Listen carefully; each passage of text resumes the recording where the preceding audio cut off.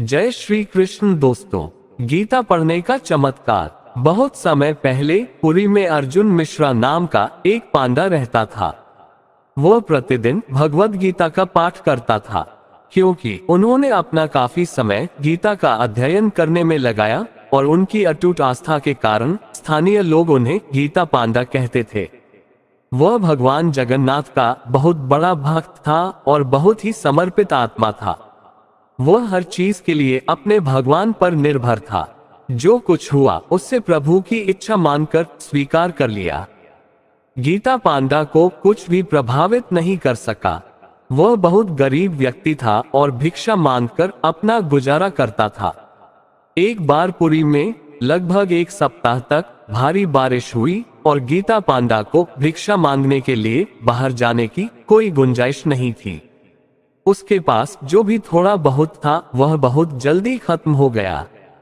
उन्हें और उनके परिवार को उपवास करने के लिए मजबूर होना पड़ा, फिर भी गीता पांडा परेशान नहीं हुए। उन्होंने गीता का पाठ करते हुए अपने दिन खुशी खुशी व्यतीत किए। वह खुश था कि वह बाहर नहीं जा सका, पर उसकी पत्नी उससे बहुत नाराज हो गई। उसने उससे डांटा, जब तक आप बाहर जाकर भिक्षा नहीं मांगेंगे, आपको क्या लगता है कि आपका परिवार कैसे जीवित रहेगा?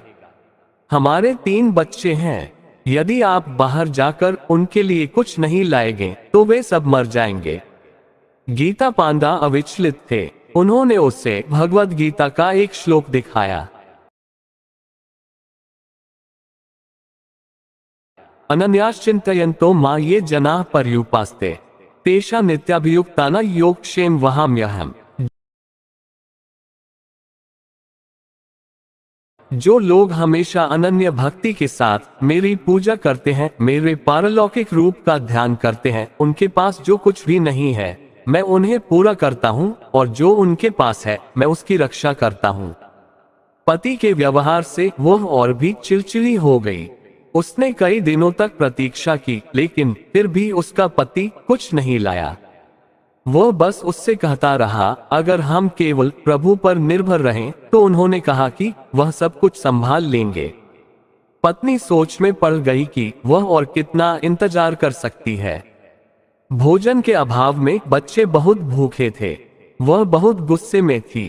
अपने पति से भगवद गीता को लेते हुए उन्होंने इसे लेकर उस श्लोक में खोला जिसे उन्होंने उद्धृत किया था और श्लोक के माध्यम से 3 पंक्तियों को खंगाला।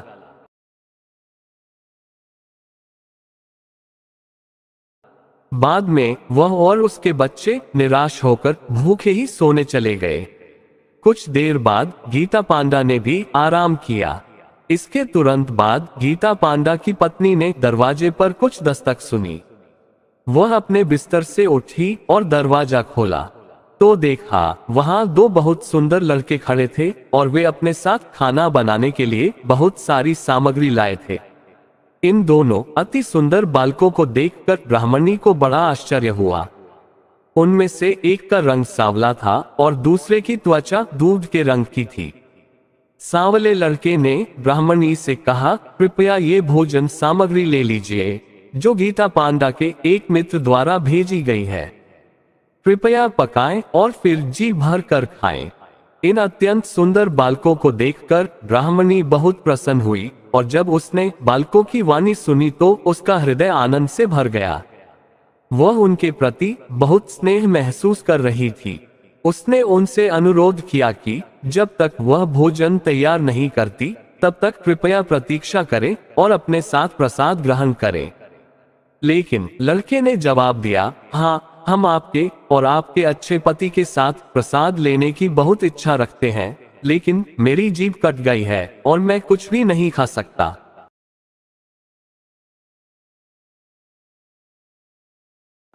इसके बाद लड़कों ने विदा ली। गीता पंडों की पत्नी ने सभी सामग्रियों को स्टोर रूम में रख दिया और अपने पति को अपने सौभाग्य के बारे में बताने के लिए बुलाने चली गईं।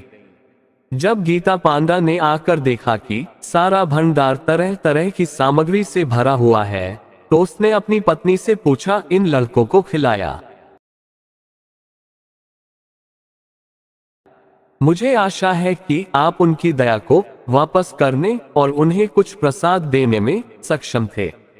उनकी पत्नी ने उत्तर दिया, मैंने उनसे कुछ खाने और इंतजार करने के लिए कहा, लेकिन सांवले लड़के ने कहा कि किसी ने उसकी जीभ को 3 जगहों पर काट दिया था और वह खाने में असमर्थ था।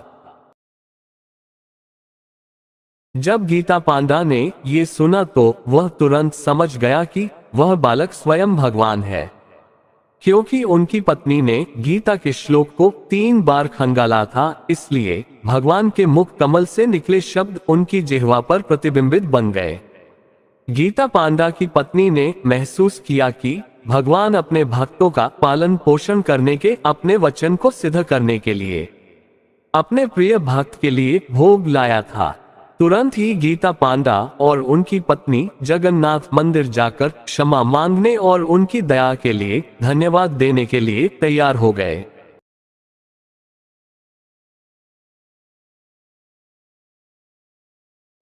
तो दोस्तों, गीता पढ़ने की ये चमत्कारी कथा आपको कैसी लगी, हमें कमेंट बॉक्स में लिखकर जरूर बताएं। और अगर आप हमारे चैनल पर नए हो तो चैनल को सब्सक्राइब अवश्य कर ले और वीडियो को अपने दोस्तों व परिवार वालों को भी जरूर शेयर करें। और आज की हमारी यह वीडियो देखने के लिए आपका दिल से बहुत बहुत धन्यवाद। जय श्री कृष्ण, राधे राधे।